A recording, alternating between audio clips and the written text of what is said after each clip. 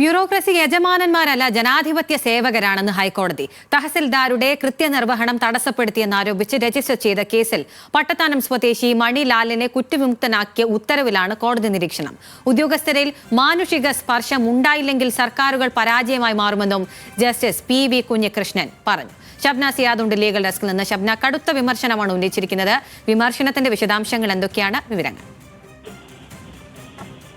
അഖില, ഈ ഹർജിയുടെ ഒരു പശ്ചാത്തലം, ഹർജിക്കാരന്റെ 76-കാരനായ ഭാര്യ പിതാവ് 3 സെന്റ് സ്ഥലം പോക്കുവരവ് ചെയ്യാൻ വേണ്ടി 1.5 വർഷം മുമ്പ് നൽകിയ അപേക്ഷ സാങ്കേതിക കാരണങ്ങൾ പറഞ്ഞു തഹസിൽദാർ അനുവദിക്കാത്തതിനെ തുടർന്ന് 2020-ൽ താലൂക്ക് ഓഫീസിൽ വെച്ച് ഈ അദാലത്തിൽ പങ്കെടുക്കാൻ എത്തിയപ്പോൾ ഹർജിക്കാരൻ ഈ അപേക്ഷയുമായി ബന്ധപ്പെട്ട് വലിയ തർക്കത്തിലേക്ക് പോവുകയും അതോടൊപ്പം തന്നെ ഈ തഹസിൽദാറിന്റെ തെളിവെടുപ്പ് സമയത്ത് മറ്റാരും കൂടെ പാടില്ല എന്ന് തഹസിൽദാർ നിർദ്ദേശിച്ചതിനെ തുടർന്ന് വലിയ തർക്കമുണ്ടായി.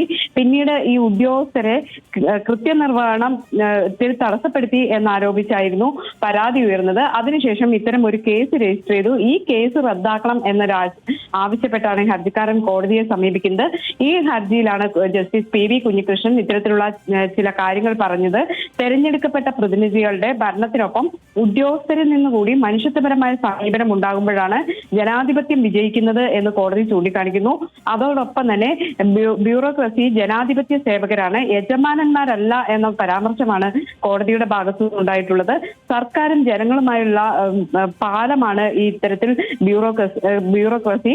അതോടൊപ്പം തന്നെ ഇത്തരം സഹാനുഭൂതി പ്രകടിപ്പിക്കുന്നതിൽ ബ്യൂറോക്രസിക്ക് നിർണായകമായ പങ്കുണ്ട്.